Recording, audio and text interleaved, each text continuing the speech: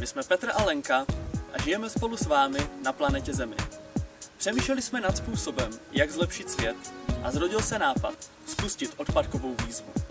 Všechny, kdo se právě díváte, na tuto odpadkovou výzvu nominujeme. Pokud výzvu přijmete, můžeme společně obnovit kouzlo a krásu naší přírody. Odpadková výzva má 3 jednoduché kroky. Za prvé, přijmi výzvu.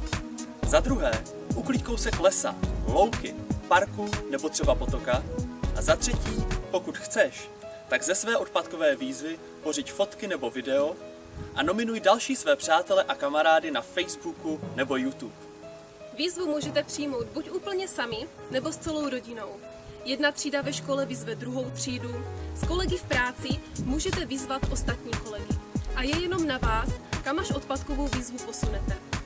Pointou je, že touto odpadkovou výzvou můžeme spontánně během jara a léta společně uklidit přírodu od všeho nepořádku a ještě si u toho užít spoustu zábavy.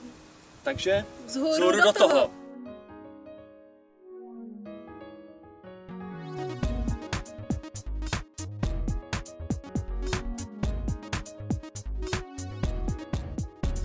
Všechno jsme vyzbírali během asi 30 minut ve 2 lidech.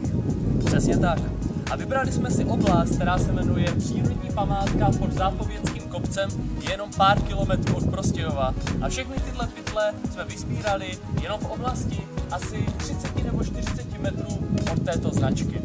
A nyní vyzýváme vás!